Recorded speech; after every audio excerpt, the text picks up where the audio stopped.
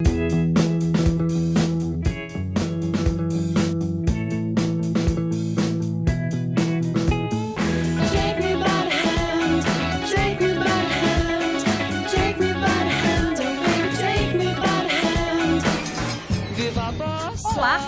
O jovem tem um jeito diferente de dizer o que pensa. É irreverente, cria movimentos, questiona pela arte e pelo comportamento. O Geração de hoje pega carona na eleição e fala de juventude e política. Para isso, a gente bate um papo com dois feras no assunto. Daniel Martins, que é mestre em Sociologia, e com o professor Juarez Dairel, que também é sociólogo, com doutorado em Educação e coordenador do Observatório da Juventude. Sejam bem-vindos. Obrigado. Aqui com a gente também estão os monitores do Parlamento Jovem, que é um projeto aqui da Assembleia sobre formação política. São estudantes de Relações Internacionais e Ciências Sociais. Sejam bem-vindos também.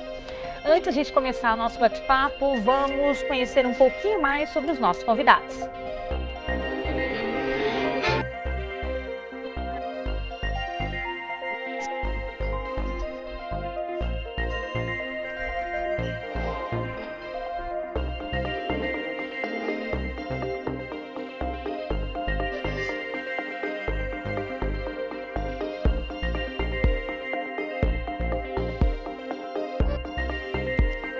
O Daniel, vocês viram ali, defendeu a dissertação das coisas que aprendi nos discos, eu adorei esse nome. Cancioneiro popular brasileiro, identificação nacional, no mestrado de Sociologia da UFMG. Daniel, conta pra gente, você analisou 165 músicas que tocaram na rádio entre 56 e 2005, 50 anos aí de Exatamente, de 56 a 2005, início do governo JK, foi um marco temporal. Tudo que mais tocou no Brasil nesses 50 anos foi objeto de análise. Chegamos nessas 165 músicas. Eram quantas no início? 5 mil, que eram 100, top 100 ano a ano. Excluí o que era estrangeiro, né, porque não vinha ao caso.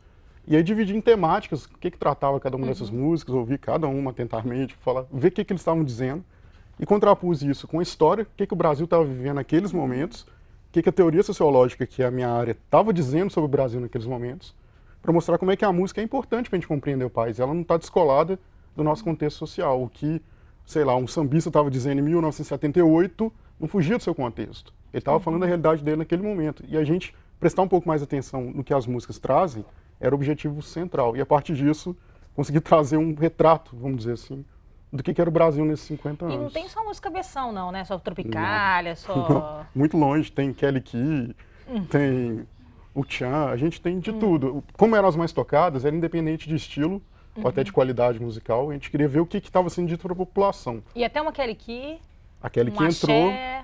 A Kelly Key para discutir questão de gênero, por exemplo, quando ela fala a mulher mandando um relacionamento em relação ao homem, o axé falando da questão racial no país, tudo isso, por mais que a gente pense, esse pessoal não trata disso, trata.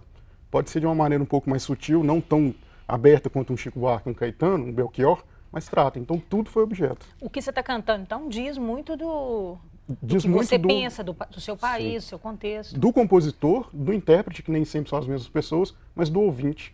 O ouvinte se enxerga naquela música, ele se identifica. Às vezes o que está sendo dito por um compositor, um sambista do Rio de Janeiro, cai muito bem para um morador de um aglomerado em Belo Horizonte. Ele fala, poxa, o que esse cara está falando tem tudo a ver comigo. Muito legal, né? Muito Além de interessante, né, professor? Uhum. Deve ter sido uma delícia a pesquisa, né? Nossa, foi um prazer. Professor, o senhor coordena o Observatório da Juventude da UFMG, que começou em 2002, né? Que é a ideia de desenvolver ações culturais com os jovens da periferia de Belo Horizonte e com formação de agentes culturais, né? Essa ideia continua? Como é que é? Não, esse foi um dos primeiros projetos, né? O Observatório funciona em torno de 4 eixos temáticos, né? É a questão da participação, né? O incentivo, o estímulo à participação. Um segundo eixo é a questão de políticas públicas, né? No sentido de garantia e visibilidade às demandas próprias da juventude, né? Um terceiro, educação, que eu sou de uma faculdade de educação, quer dizer, é uma linha para nós prioritária. E o terceiro, cultura. Né? Então a gente vem desenvolvendo nesses últimos 10 anos ações as mais variadas, né? Nesses diferentes eixos. Tanto diretamente com jovens, né? E dentre os jovens, preferencialmente os de periferia, mas também com professores e educadores dos mais diferentes, daqueles que têm interesse ou desenvolvem trabalhos com jovens. Mas é importante salientar que o Observatório é também um grupo de pesquisa, né? Quer dizer, então a gente desenvolve atividades de pesquisa as mais diferentes. Temos um grupo grande de doutorandos, de mestrandos, né? E é também ensino, porque nós temos um conjunto de alunos da própria universidade que atuam como bolsistas. E que periferia que é essa, professor? Onde que vocês atuam principalmente? Aí, quando eu falo periferia, a gente está demarcando mais do que o espaço, né? A gente está dizendo da origem social, né? Assim, desde quando surgiu o observatório, tem muito a ênfase de dar visibilidade a jovens que quase sempre são invisibilizados da sua produção cultural, nas suas demandas, nas suas necessidades, né? Então, a gente não é que exclui o jovem de classe média, o jovem de camadas altas, de forma alguma, mas a gente tem uma atuação preferencial, né, na perspectiva de ações afirmativas, né, com esses jovens pobres que quase sempre moram nas periferias de Belo Horizonte. Né? Ok, professor, antes da gente entrar nos temas necessariamente dessa coisa da formação política e como é que está vindo essa participação do jovem, vamos entrar no clima do programa e ver umas imagens sobre a evolução da política no Brasil e as manifestações culturais dos jovens. Vamos ver.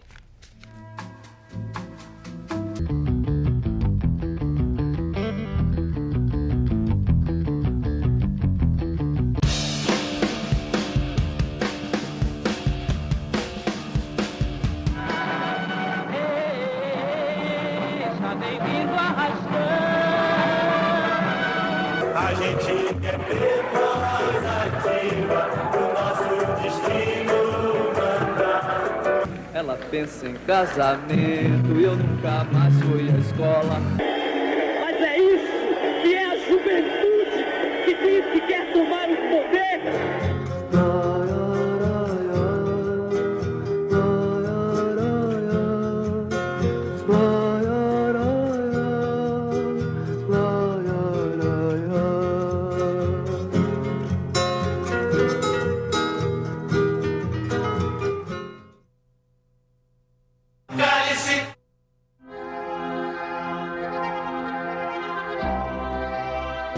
Amigos presos, amigos sumindo assim.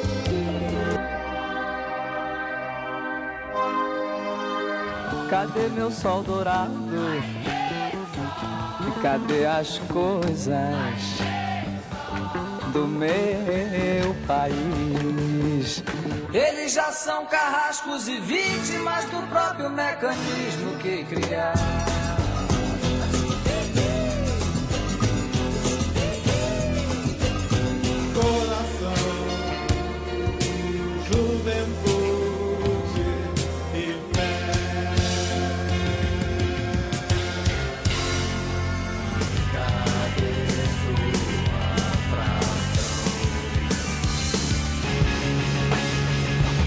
Organizando, posso desorganizar.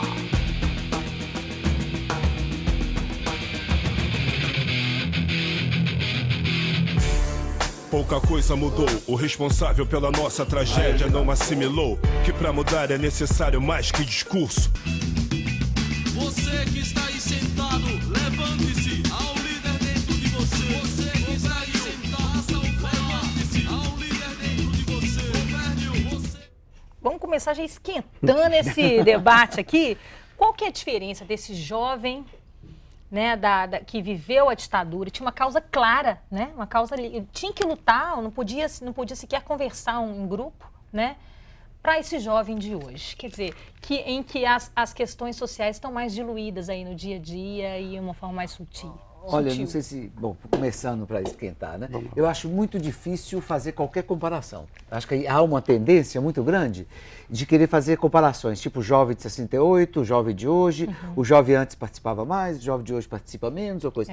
Eu acho que a gente podia começar de imediato, eu já diria o seguinte, não dá para comparar. O contexto era outro, a realidade era outra, a produção social dos indivíduos naquele momento e hoje é totalmente diferente, então são momentos históricos diferenciados, né? Eu acho que ali tinha suas especificidades e aqui também, hoje, tem suas especificidades. Eu acho que a gente pode discutir quais eram as especificidades da época e quais são as especificidades de hoje. Mas é muito difícil, eu acho que sociologicamente, não é o que você vai dizer, não, mas sociologicamente é muito difícil fazer qualquer comparação. É a mesma coisa de falar, o jovem de hoje é apático. Isso. Não tem como você afirmar isso. Você cai em estereótipos, né? Em representações sociais, né? Que é muito comum de dizer, o jovem de hoje não participa, não gosta de participar, não tem interesse, pero que sim, pero que não. Não é? Quer dizer, então é muito complicado, né? Pela música você observou isso, Daniel, que há demandas específicas de cada época e as manifestações continuam? Sim, concordo plenamente com o professor, há demandas específicas de cada época. Quando a gente pensa numa música que trata de política, uma música de protesto, a gente automaticamente se remete à ditadura, período dos anos 60, a gente lembra sempre dos mesmos nomes, Caetano, Chico, Gil. Eram demandas claras naquela época, era uma demanda maior que unia grande parte da população, mas mesmo naquela época teve muito jovem que não participou disso. Teve muito jovem que foi completamente alheio a todas essas movimentações, que achava que estava tudo bem, porque não atingia diretamente o universo dele. Hoje a gente tem N nomes na música, na escultura, no teatro, no cinema, que tratam de demandas políticas, que tratam da sua realidade. As demandas hoje são outras, mas você até falou, né, os jovens não podiam se reunir para conversar, tendo medo de alguma repressão, alguma coisa assim. Dependendo de onde você estiver na cidade, de qual for seu vamos até falar claramente, sua cor de pele e tudo mais, você também não pode se reunir tranquilamente para trocar uma ideia. Então as demandas são outras, os agentes que transportam essas demandas para a grande população através de sua música, sua arte, são outros, mas a ideia é a mesma. Pensar que hoje em dia o jovem é mais alienado, mais disperso, eu acho que não é muito por aí. São outras demandas, outros atores políticos, outros jovens também. Né? Naquela época também, se você poderia ser um alienado mesmo no auge do regime, Nossa, né? E acho que historicamente, quer dizer, todo movimento, se for pensar, todo movimento social, ele sempre é capitaneado por um grupo menor de ativistas, de fato, que puxam. E uma massa que vai e volta, né? Quer dizer, o movimento nunca é uma coisa linear, né? Ele tem um momento de emergência, de maior visibilidade, tem depois momentos que ficam mais na latência, não é? Mais subterrâneo, quer dizer, é sempre um movimento nunca é uma coisa linear. Né? E hoje em dia tortura-se também, né? Nós temos aí torturadores dentro da polícia e dentro de outras instituições que estão velados, né? Só não se fala como se falava na época da ditadura, né, professor? É diferente que não é em termos de uma relação direta com o do Estado, na medida que a polícia é do Estado, mas não é uma relação de um confronto político direto, né? Há os movimentos também, né, que nascem da própria população, que são também, né, movimentos cerceadores, né? Sim. E vocês aí, vamos colocar os meninos também, vocês participando do parlamento jovem, vivenciar essa coisa da participação política, do jovem engajado? Vamos começar aqui, pode falar você. Você é a Thaís. Thaís. Tudo bem? Meu nome é Thaís, eu faço Relações Internacionais na PUC Minas. Eu estou no 7º período e é a primeira vez que eu participo da etapa estadual do Parlamento Jovem de Minas. Eu acho que é igual que todos os meus colegas, a gente conseguiu observar que realmente os alunos do interior, tanto como de Belo Horizonte, eles se mostraram engajados com as propostas. Mas assim, na concepção pessoal, eu posso dizer que os alunos, quando eles se encontram dentro do ambiente, entre eles, a reunião deles dentro do município, dentro do projeto em si, nos 3 dias de evento, eles se mostraram muito simpáticos à participação.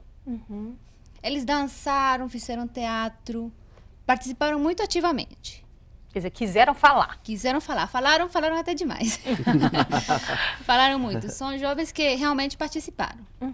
Debatiam, eles se esforçaram muito para defender as propostas. Algumas caíram, outras novas propostas foram levantadas. Uma concepção pessoal foi que quando eles chegaram na plenária final, na instituição em si, no último dia, muitos deles se sentiram com vergonha. Não sei se vergonha, mas... Não conseguiram se posicionar. Muitas vezes eles tinham boas propostas. Eles tinham preparado argumento para poder defender as propostas. Mas quando chegaram para defender a proposta frente às câmaras, à televisão, eles se sentiram muito constrangidos. Seu sotaque da onde? Esqueci de falar, desculpa. Eu sou peruana. Professor, o senhor acha que tem isso que a Thaís estava falando mesmo? O senhor observa no observatório essa dificuldade de se preparar para apresentar uma ideia? A ideia existe, mas às vezes ela está diluída, precisa de uma pessoa que encabece isso. Como é que é? Como é que o senhor percebe? Qualquer generalização é perigosa, né? Mas é bem interessante a gente perceber o seguinte, eu sinto que vejo nisso uma certa deficiência da própria formação escolar, né? Que não cria espaços no seu cotidiano para ampliar as experiências dos debates, das pessoas, dos meninos se posicionarem, desenvolver ideias com princípio, meio e fim, não é? Ou seja, fazer disso algo cotidiano, né? A gente fez uma pesquisa em 2006 exatamente sobre juventude e participação. E a gente chegou na escola. E é muito interessante que grande parte das escolas não ofereciam para os alunos, no seu cotidiano, atividades coletivas. Não ofereciam atividades que possibilitassem os meninos exercitarem nesse... O próprio diálogo, né? Porque é um aprendizado. Ninguém nasce desenvolvendo raciocínio lógico com início, meio e fim e debatendo isso em público. Isso é uma habilidade que se vai se construindo, se vai se criando. Não é? Acho que dentro da palavra do professor, que a gente tem a etapa municipal do Parlamento Jovem, né? Que a gente, dentro aqui do município de Belo Horizonte, são 2 escolas particulares e duas públicas, né? E esse ano a gente trabalhou, teve um tema que era a participação coletiva no ambiente escolar, né? Que no primeiro momento que os jovens estão envolvendo aí com o Grêmio, né? Com o diálogo com os professores, essa instituição que é a escola. E é interessante também que antes dos alunos formularem, né, as propostas de leis, eles têm uma oficina de redação, né, que vai orientar eles como que monta o projeto de lei, já tem toda essa orientação aí para capacitar eles, que eles se expressem tanto na palavra, mas também no papel, né? Igual a Thaís está falando, que quando chegou na Assembleia, realmente alguns ficam meio acanhados, porque na Assembleia já tem uma formalidade, né? Existe uma formalidade, né? Você tem tantos minutos para falar, você quer fazer o quê? Você quer suprimir a lei, a proposta de lei, você quer modificar, você quer adicionar alguma coisa, né? Tem toda uma formalidade. Emendá-la, né? Você é da PUC. Eu sou Alessandro, da PUC, e faço ciências sociais lá. Ah, bacana, Alessandro. É interessante ressaltar também porque esse projeto é de formação política. Então, se a escola ela não dá muito essa base política, nós vamos lá e levamos isso até eles, né? Então, assim, de início, eles são um pouco apáticos mesmo, aparentemente. Eles falam, não, democracia para quem? Né? Mas aí você começa a mostrar através de músicas, você começa a demonstrar, você faz oficinas, questionamentos. Então, eles começam realmente a ver que a política é muito importante na vida deles. Então, eles levam isso para fora, entendeu? Eu tive experiência de alunos que realmente eles começaram a participar de manifestação, que eles começaram a criar grêmios nas escolas, entendeu? Então, assim... Então, eu acho que essa questão, você vê, porque acaba que o projeto, né, o Parlamento Jovem, atinge um determinado número de escolas, né? E tem um monte de outras escolas que não são atingidas, quer dizer, então a gente tem que começar a pensar nisso. Se eu vou pensar em termos de grêmios, não chega a 20% das escolas de ensino médio que possuem grêmios, não é? Quer dizer, então, talvez a gente tem que chamar a atenção, né, da Secretaria de Estado, de Educação, ou seja, dos gestores, da necessidade de estimular. Ou seja, a formação de grêmios faz parte da formação humana desses alunos. Mas uma das propostas deles, que eles mandaram para o Legislativo, é essa, que tem que estimular a criação de grêmios, né, porque é uma forma de participação dentro da escola, importantíssimo. Eu até acho que, pelo que você falou, um pouco do problema, não sei se o professor vai concordar comigo, é que o jovem, ele pensa política como política institucional, questão de legislativo, executivo, não é só isso. Só participação eleição. política, participação política não é só isso. Pensando só nisso, realmente é um mundo muito distante dele. O Parlamento Jovem faz uma coisa muito bacana, que é trazer demandas para dentro do legislativo, demandas surgidas da população, e todo mundo pode propor uma lei, e ninguém sabe disso. Então, para eles é um universo muito distante. E mostrar que política é muito mais do que só isso, só ir lá depositar seu voto num determinado dia de outubro, isso é muito importante. Mostrar que política pode ser através de um grêmio escolar, pode ser através da associação de bairro, pode ser com os seus vizinhos que se organizam em prol de alguma coisa. De uma música que você compõe? De uma música que você compõe, de um grafite que você desenha numa parede. Tudo isso é política. E é interessante, Daniel, você traz essa questão, porque as pesquisas mostram que quando se refere às instituições, a partidos, sindicatos, né? Quer dizer, essas instituições clássicas de participação, há uma negação muito grande. Né? Quer dizer, há uma negação, há um não reconhecimento desse espaço. Agora, quando se abre a questão, né, e vai vendo outras formas de participação, aí a gente vai ver que existe uma ação muito significativa dos jovens na sociedade. Só que não são nesses espaços clássicos, né? De partido, sindicato ou o próprio movimento estudantil. Esses espaços ainda dão, essas instituições ainda dão pouco espaço para os jovens? Eu acho que o mundo adulto não reconhece o jovem como interlocutor válido. Há uma tendência a uma infantilização. É na escola, é no mundo do trabalho, é no mundo da política. Você vê isso que você estava dizendo, né? Quer dizer, o menino chega aqui na Assembleia, é ele que tem de se adaptar ao modo de ser adulto. E não o contrário. Deveria ser o contrário. O partido é a mesma coisa. Ou seja, segue na carreira política aquele que se adequa ao modelinho adulto, né? Que a gente está querendo negar. Porque às vezes a gente vê até um candidato muito novo falando, não, mas é tão novo. E já tão careta, tão quadradinho. É verdade, gente. Nós vamos para um rápido intervalo, já voltamos falando um pouquinho mais sobre a participação dos jovens na política. Ô, gente, vocês me Manda novamente algum cheirinho de alecrim. Take me by